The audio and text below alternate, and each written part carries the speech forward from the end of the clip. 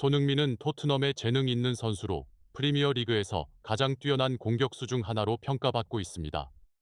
그러나 이번 시즌에는 그의 경기력에 큰 변화가 있었습니다. 특히 예전처럼 자주 골을 넣지 못하고 있습니다. 8월 20일 토트넘과 레스터 시티의 경기는 1-1 무승부로 끝났습니다. 큰 변화가 있었던 시즌 후에도 토트넘은 킹파워 스타디움에서 3점을 획득하지 못했습니다. 이번 경기는 토트넘에게 도전일 뿐만 아니라 많은 대담한 결정을 내린 포스테코글루 감독의 전술을 시험하는 기회이기도 했습니다. 토트넘의 높은 수비 라인과 강력한 공격 전술은 지난 시즌에 인상적이었지만 수비 뒤쪽의 공간을 잘 통제하지 못한 것이 이번 경기에서 큰 어려움을 초래했습니다. 포스테코글루 감독은 손흥민을 왼쪽 측면 공격수로 배치하고 비싼 영입 선수인 솔랑케를 중앙 공격수로 기용하기로 결정했습니다. 이 결정은 팀의 전술에 큰 변화를 가져왔습니다. 토트넘은 도미닉 솔랑케를 본머스에서 1,000억 원, 약 1조 원리에 영입하며 그가 팀 공격의 중요한 조각이 되기를 기대했습니다. 솔랑케는 지난 시즌 19골을 기록했으며 그의 합류는 토트넘이 골 결정력 향상과 손흥민과의 효율적인 조합에 대한 큰 기대를 만들었습니다. 그러나 경기장에서 일어난 일들은 전혀 기대와는 달랐습니다. 앙제 포스테코글루 감독이 취임하기 전 손흥민은 자유 공격수나 측면 공격수로 자주 출전했습니다. 이 전술에서는 손흥민이 이동과 기회 창출에 높은 유연성을 보일 수 있습니다.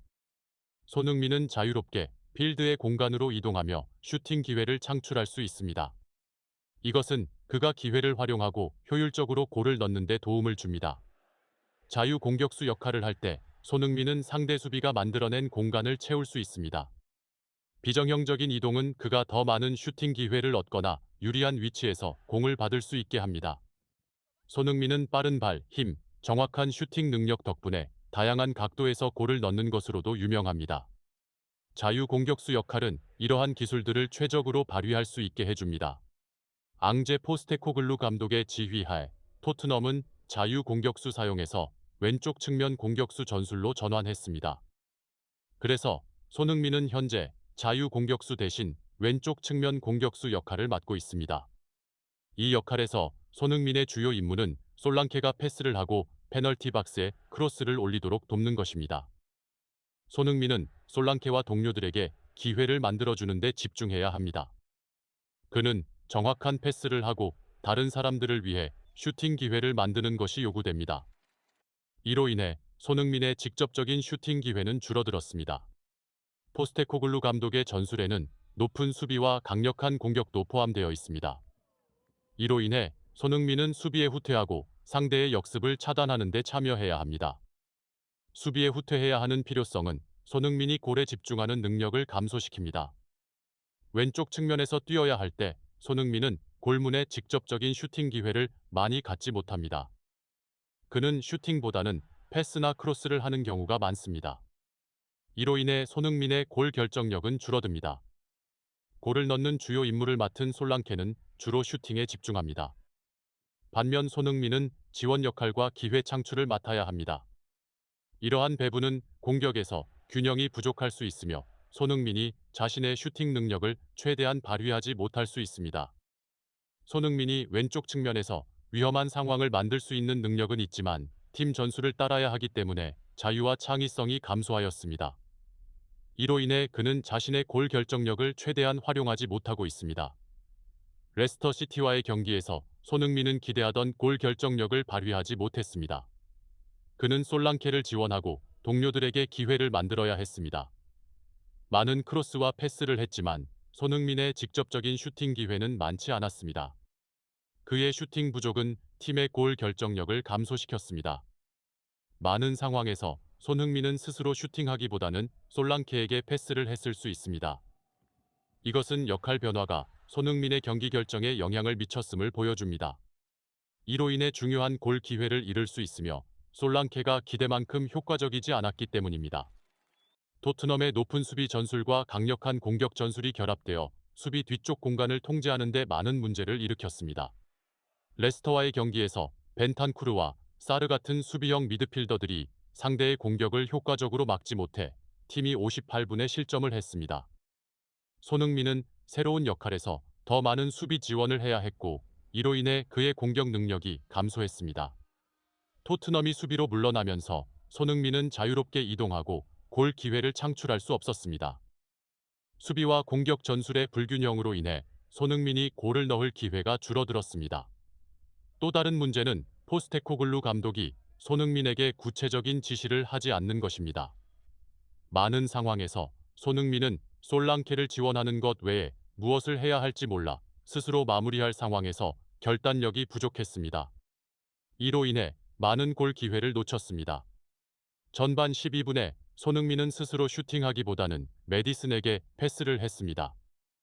메디슨은 이후 솔랑케에게 역패스를 했지만 솔랑케는 상대 수비수들에게 막혔습니다. 이 상황은 토트넘에게 소중한 골 기회를 놓치게 했습니다. 일부 전문가들은 손흥민이 스스로 슈팅했어야 한다고 생각하지만 팀 전술을 따르다 보니 주저하게 되었다고 지적합니다.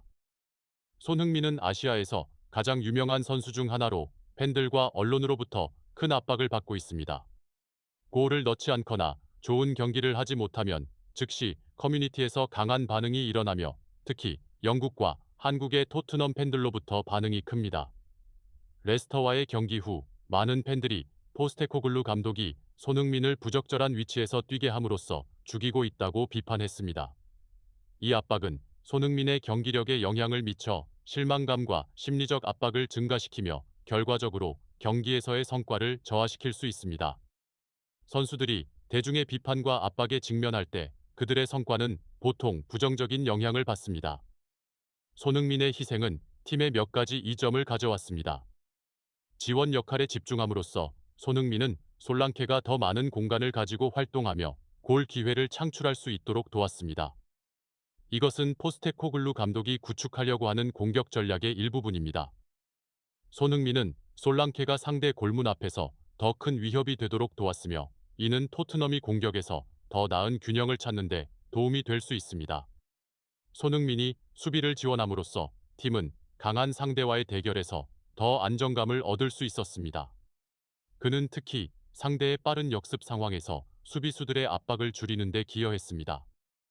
손흥민의 희생은 그에게 많은 골을 가져다 주지 않을 수 있지만 팀의 안정성을 유지하고 불행한 패배를 피하는 데 도움이 됩니다. 그러나 손흥민의 희생은 많은 제한과 위험을 동반합니다.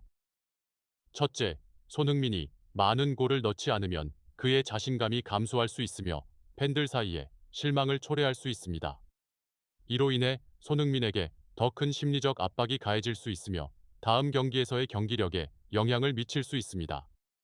토트넘이 손흥민이 만든 기회에서 골을 넣지 못할 경우 중요한 경기에서 점수를 잃을 위험이 있습니다.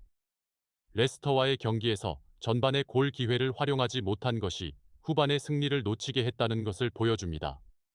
이 전술이 계속 유지된다면 토트넘은 상위 팀들과 경쟁하는 데 어려움을 겪을 수 있습니다.